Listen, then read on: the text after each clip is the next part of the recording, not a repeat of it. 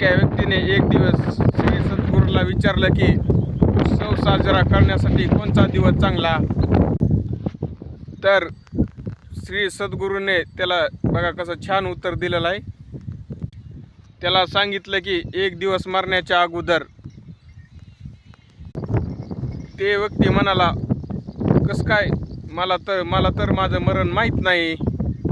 मग सद्गुरूने सांगितले की तू असं समज की एक दिवस दररोजच आपलं मरण एक दिवस येणार आहे.